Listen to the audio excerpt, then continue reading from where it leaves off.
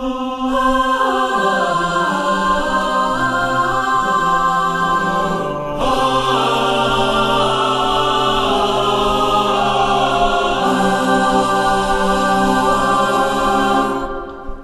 el monte a la llanura, al pie de la cordillera, nuestra princesa dormida despierta y llama a su pueblo.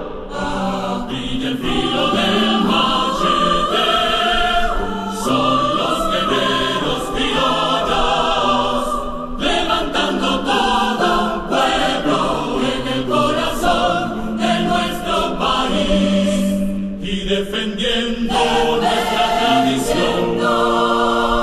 Como invencibles guerreros, somos criollos, alma de nación, revolución que alumbra mi sendero. Criollos unidos, marchando a un mismo tiempo, alzamos sus voces en el corazón de nuestro país. Somos Caguas, levantando todo un Caguas, nuestro corazón, y defendiendo nuestra tradición. Como invencibles guerreros, somos criollos, alma de nación, revolución que alumbra mi sendero. Criollos unidos, marchando a un mismo tiempo, alzamos sus voces en el corazón de nuestro país.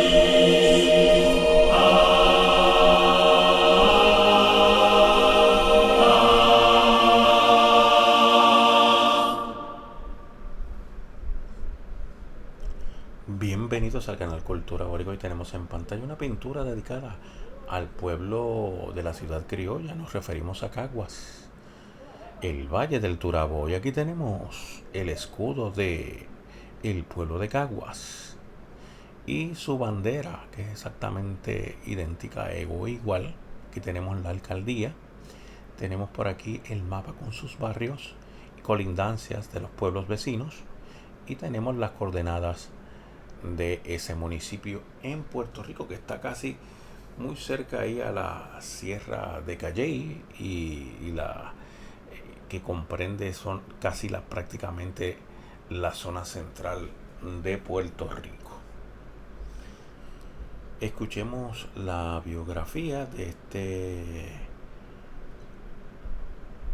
gran municipio, digamos toda su historia, la historia completa de este municipio.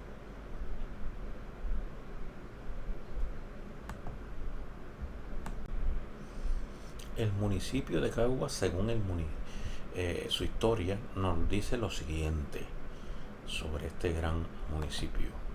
Caguas se estableció en 1775 en el Valle del Turabo, rodeado de las sierras de Calley y Luquillo, en el extremo oriental de la cordillera central.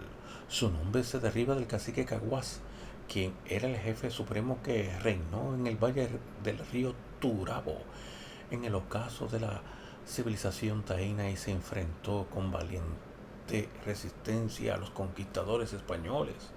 Cuando los ingleses y los holandeses atacaron la capital, muchos temerosos de perder su vida y la hacienda empezaron a moverse hacia el centro de la isla, llegando hasta el Valle del Turabo. Tras haberse distinguido en la defensa de la isla, el capitán Don Juan Mateo Delgado de Fonseca fue condecorado, obteniendo como premio el dominio de todo el Valle del Turabo, desde las lomas de Aguas Buenas hasta los lideros del litoral oriental. La primera aldea cristiana que se estableció en el Valle del Turabo estaba radicada junto a la ermita de San Sebastián, en un paraje denominado El Barrero, dentro del hato grande de Don Sebastián Delgado de Rivera. Ese era el centro de lo que se conocía como el Hato Grande de los Delgados, que hoy incluye Caguas, Gurabo, San Lorenzo, Juncos, Las Piedras, y que se dedicaba al labrantío de tierras y crías de animales. Luego otros grupos llegaron al valle y se establecieron en el lado oriental del Río Grande, en el sitio conocido como El Piñal, y allí se funda la segunda población cristiana en el Valle del Turabo, junto a la iglesia del Dulce Nombre de Jesús del Piñal. A pesar a regir en Puerto Rico la Constitución de Cádiz de 1812, el gobernador Meléndez Bruno ordena a los habitantes de Caguas a que el pueblo se constituya en ayuntamiento. En 1810, Caguas recibe el título de villa y cabeza del distrito de provincia de España. Esto le daba a los cagüeños los mismos derechos que poseían los españoles del reino y podían ejercer de inmediato los deberes y obligaciones que la Constitución les defendía. No fue hasta 1894 que Caguas adquiere el título de ciudad. En 1897 se establece en Puerto Rico un nuevo régimen político distinto a las formas que habían operado en la isla durante los 400 años después del descubrimiento. Era un gobierno de autonomía administrativa. La soberanía española continuaba, pero habría una Cámara de Representantes y un Consejo de Administración para atender todos los asuntos de orden local. Pero el 5 de octubre de 1898 se sustituyó en Caguas la bandera española por la de los Estados Unidos. El alcalde de entonces, don Vicente Muñoz Barrios, nombrado en febrero de ese año en el gobierno autónomo para sustituir al último alcalde bajo la dominación española, don José María Solís, 1897 a 1898. En 1952, don Luis Muñoz Marín creó el Estado Libre Asociado de Puerto Rico y el primer alcalde de Caguas bajo la Constitución fue don Ángel Rivera Rodríguez, después que se le nombró la villa al pueblo hasta que se le distinguió como ciudad. Los vecinos se han preocupado por mejorar y hacer crecer más la ciudad. El acelerado desarrollo urbano que caracteriza el momento que vivimos ha convertido a Caguas en una ciudad cosmopolita. Caguas, corazón criollo de Puerto Rico, late al ritmo de un ritmo patrimonio cultural sumado a ofertas comerciales y entretenimientos inigualables en la isla. En la ciudad encontrará la ruta del corazón criollo que van a ofrecimientos culturales y museográficos, edificios históricos y una excelente y variada oferta gastronómica. Escuchemos sobre los hombres ilustres de este gran pueblo, el pueblo de Caguas, Puerto Rico. Caguas tiene una gran cantidad de hombres ilustres que vamos a estar mencionando sus biografías a continuación. Veamos qué nos tienen que ofrecer en la página de Caguas, mi pueblo, cagüeños destacados. Caguas es cuna de ilustres puertorriqueños de como Margot Arce de Vázquez, José Gautier Benítez, Concha Meléndez, Abelardo Díaz Alfaro y muchos más que le han dado prestigio a la patria de Puerto Rico. Empecemos con el primero, José Gautier Benítez. Es un poeta puertorriqueño que nació en Caguas y falleció en San Juan. A Gautier Benítez se le considera como el más alto exponente del post-romanticismo de Puerto Rico. Se le conoce también como el bequerer puertorriqueño, y no sin razón, porque la influencia beckeriana aparece a todas luces en muchos de los poemas, tanto en cuanto a la técnica de la métrica y la versificación como el contenido, hasta que llegó a usar alguna vez el seudónimo de Gustavo.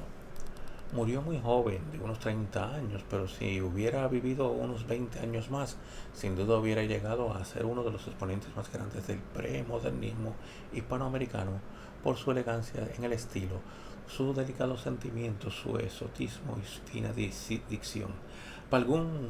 Pasó algún tiempo en España haciendo la carrera militar, pero nunca ejerció esta actividad profesional. Mientras su estancia en España, la añoranza de sí querida isla se traduce en algunos de sus mejores poemas, como se puede notar en los poemas dedicados y titulados Puerto Rico. Gautier fue un lírico consumado, cantó a la amistad, el amor, a la patria y la muerte. Son conocidos poemas Ausencia, Regreso y La Barca.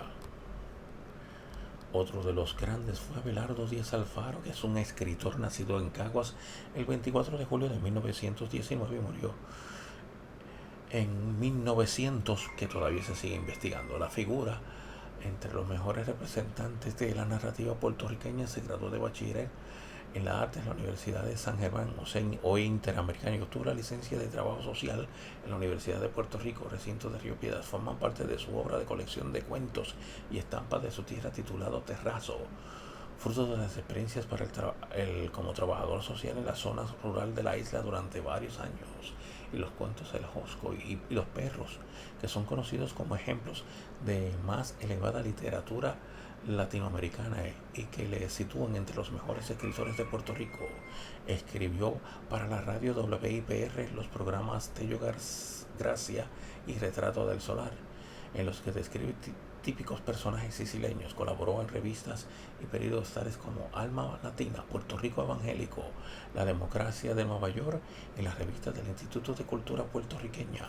Sus obras han sido traducidas al inglés, francés y al checo. Otra de las más destacadas es José Mercado, quien nació en Caguas en 1863 y murió en 1911. Fue un autodidacta, trabajó en los periódicos desde muy joven, publicó sus versos en su obra Virutas 1900 y en Mi Equipaje en 1905 usó el seudónimo de Momo. Otra de las destacadas es Concha Meléndez, que nació en Caguas el 21 de enero de 1895. Se destaca como poeta, ensayista, profesora y prestigiosa crítica de literatura hispanoamericana y puertorriqueña. Fue maestra a nivel elemental y de secundaria. En 1922 fue profesora de la Universidad de Puerto Rico. Siguió estudios superiores en España, Estados Unidos y México. Allí es la primera mujer en recibir un doctorado en Filosofía y Letras. Fue directora del Departamento de Estudios Hispánicos de la Facultad de Humanidades de la Universidad de Puerto Rico, donde fundó la Cátedra de Literatura Hispanoamericana. Sus ensayos, productos de serias investigaciones, han aparecido en las más importantes publicaciones sobre la literatura hispanoamericana. Su obra es recogida en 15 tomos de la editorial Cultural. Entre estos se destacan Asomante, Amado Nervo, La Inquietud Sosegada, Poetas Hispanoamericanos Diversos, El Arte del Cuento en Puerto Rico, Signos de Iberoamérica, Entrada en el Perú, Figuración de Puerto Rico y otros estudios. José de Diego en mi memoria, Literatura Hispanoamericana, Palabras para Oyentes, Personas y Libros, Literatura de Ficción en Puerto Rico, Moradas de Poesía en Alfonso Reyes y la novela Dianista en Hispanoamérica. Se le otorgaron diversos reconocimientos, homenajes y condecoraciones, tanto en Puerto Rico como en otros países, y muere en San Juan el 26 de junio de 1983. Otro de los destacados es Eugenio Astol, que nació en Caguas en 1868. Es un periodista, poeta, cuentista, conferenciante y servidor público.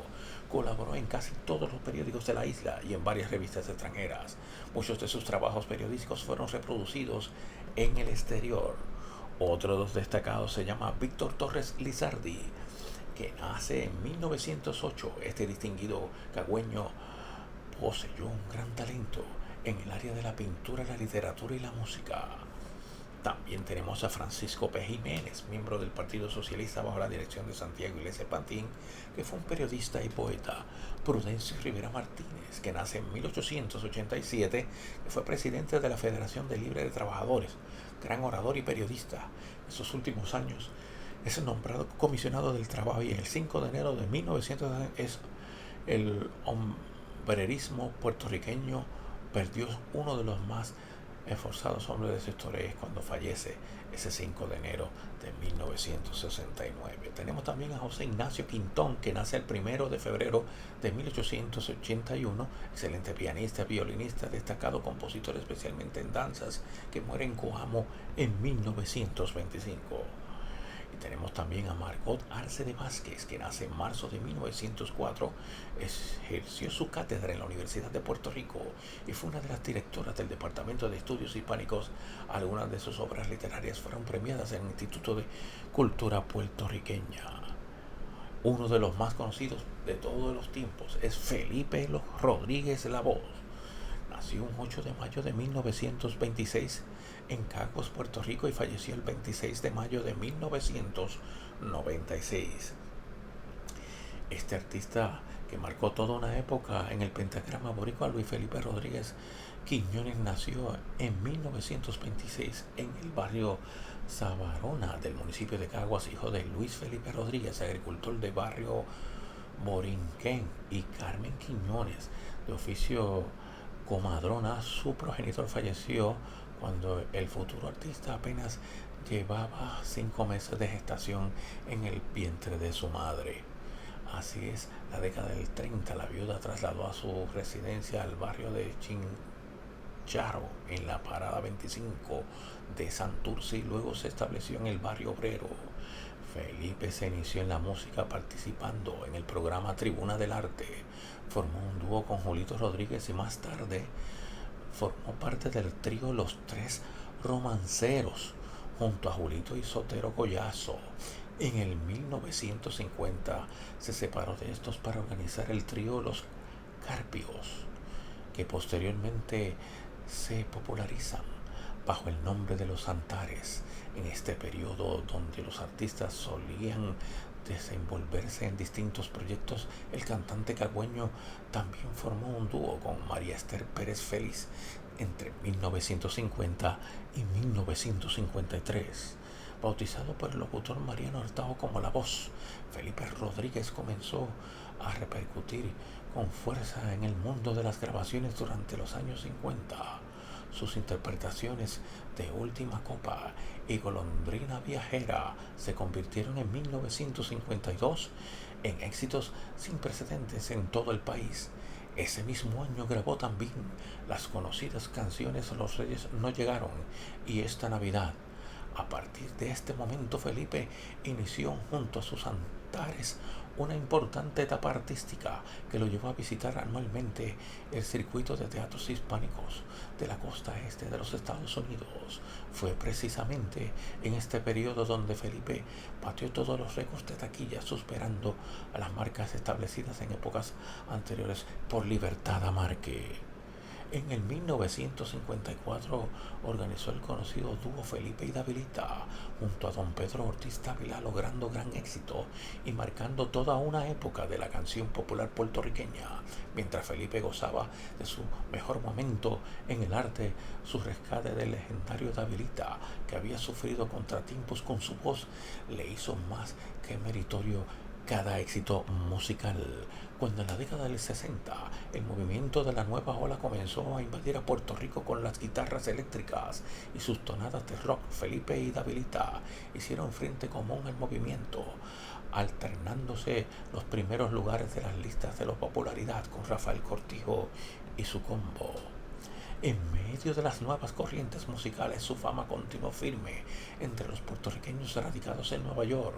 En esta época, Felipe se convirtió en el primer cantante boricua en interpretar el himno nacional de Puerto Rico en una pelea de pesos pesados que se transmitió de costa a costa en los Estados Unidos. De regreso en Puerto Rico, el cantante incursionó en una de las grandes pasiones, la radio. Desempeñándose como locutor, Rodríguez presentó un programa musical titulado Este es su disco, que transmitía la emisora WITA Radio desde San Juan. Llegando el año 1967, la multinacional RCA Víctor se estableció en Puerto Rico y decidió firmar de inmediato a Felipe Rodríguez como artista exclusivo. Sin embargo, luego de todos los aciertos que el intérprete había logrado en Pentagrama Popular, se unió con la RCA fue breve y poco productiva. No obstante, en la década del 70 La Voz volvió a primeros lugares de las listas de éxitos al realizar junto a Davilita y Pellín Rodríguez varias producciones navideñas.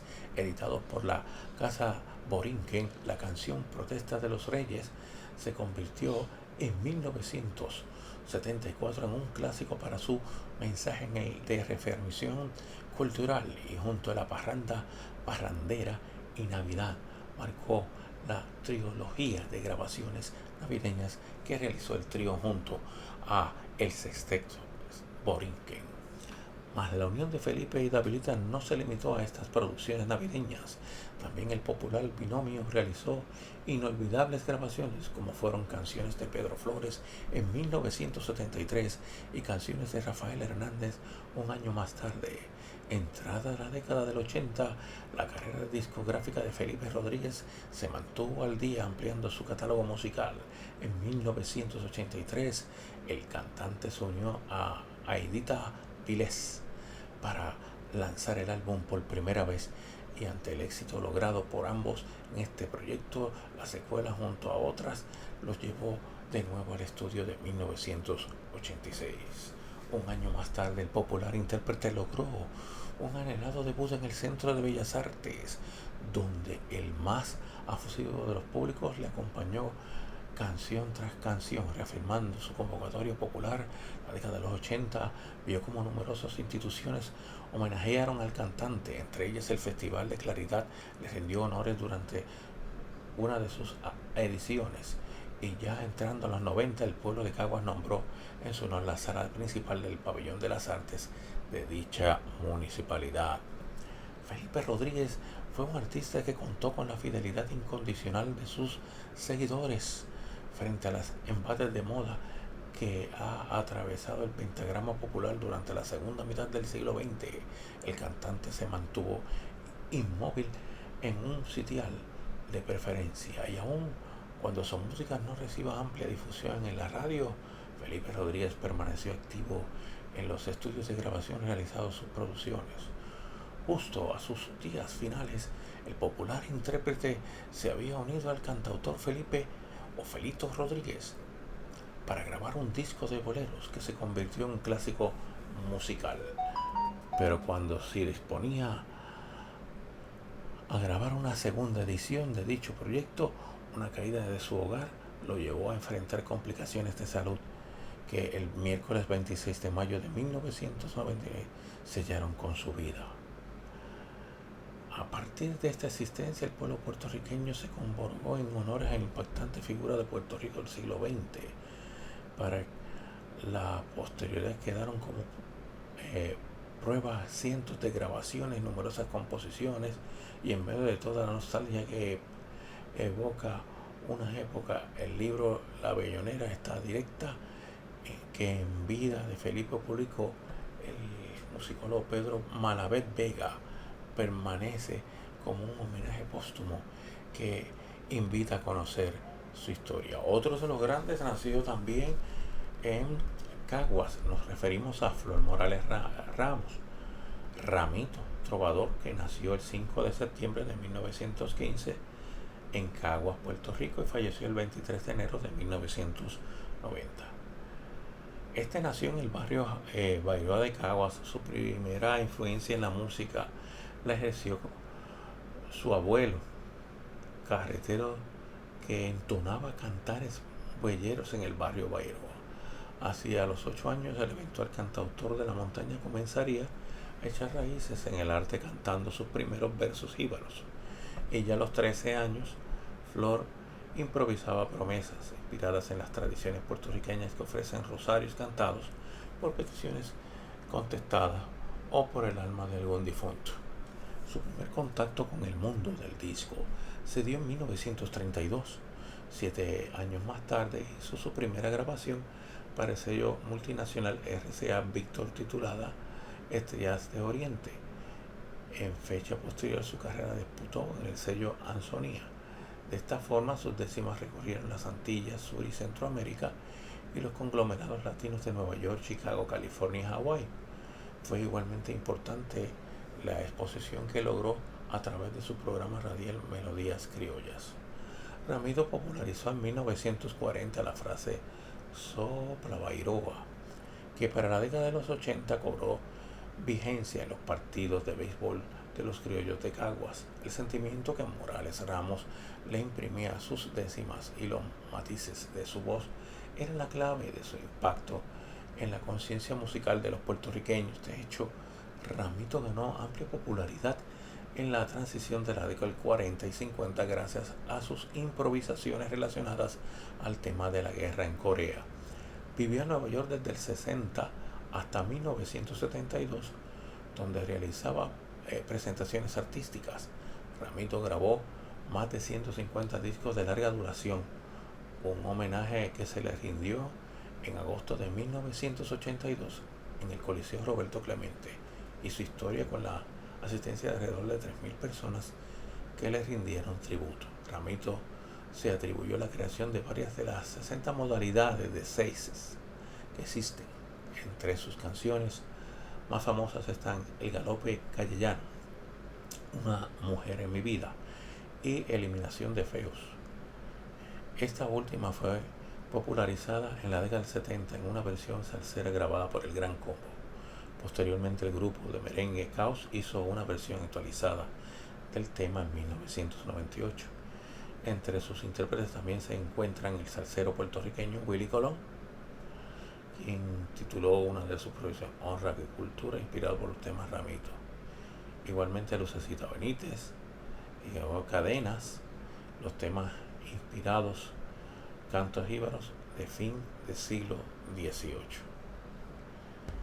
Tenemos a otro que se llama Félix Caballero, que es un cantante nacido en 1936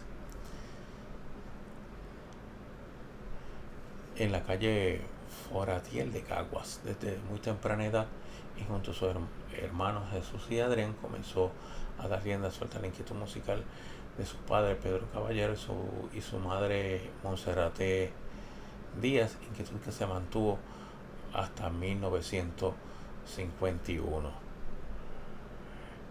Este joven ingresó a la orquesta de Xavier Cubat, el primer vocalista, y recorrió durante 7 años numerosos escenarios de Europa, Japón, Estados Centro y Sudamérica y África.